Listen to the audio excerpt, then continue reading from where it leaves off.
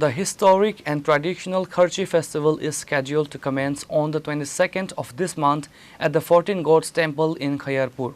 MLA Ratun Chakrabarti, Mandal President Rajesh Bhaumik and other senior officials hosted a press conference at the Khayarpur Block Development Office to brief the media on the extensive preparations and event details.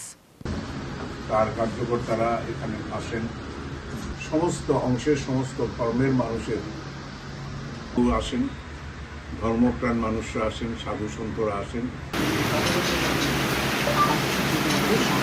A unique initiative titled Ek Ped Maa Ki Naam will be celebrated during the festival days to promote environmental awareness. As part of this special drive, approximately 1,000 tree saplings will be distributed to visitors and devotees attending the fair. সবাইকে নিয়েই উন্নতি করতে হবে, এগিয়ে যেতে হবে, বিশ্বাস সবারই অংশগ্রহণ হতে হবে। তো সেটা নিশ্চিত করতে গেলে ওই অন রিকোয়েস্ট বা পার্টিজান পলিটিক্স করলে তো হয় না। সেজন্য এই ক্ষেত্রেও আমরা আশ্রয় নিয়েছি, ভাগ্যের আশ্রয় নিয়েছি। লটারির মারফত আমরা সেই ভাগ্যবানদের নির্দিষ্ট করা হয় যারা যে দোকান পান, এবং ভিটিগুলো আগের রেটেই আমরা দিয়েছি। এখানে প্যারাভিট একরকম, রেস্টুরেন্ট যারা দেয় তাদের একরকম, অন্যান্য সামগ্রী যারা বিক্রি করেন তাদের একরকম, আর ছোটোখাটো যারা ধরুন ফ্লাইং করে একদমই হকার টাইপের, তাদের থেকে পয়সা নেওয়া প্রায় হয়ই না বললে চলে।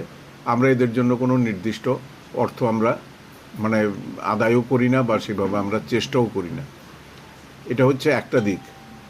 দ্বিতীয় দিক হচ্ছে, আগেও আমি প্রত্যেক বছরই বলি, আপনারা জানেন যে সাধু সন্তদেরই পুজোর অগ্রাধিকার থাকে, কিন্তু তারা আগে খোলা আকাশের নিচে অত্যন্ত অবহেলার মধ্যে বৃষ্টি, বাদল, রৌদ্র সব কিছু সহ্য করে অভুক্ত অবস্থায়ও তাদেরকে দিন কাটাতে হয়েছে।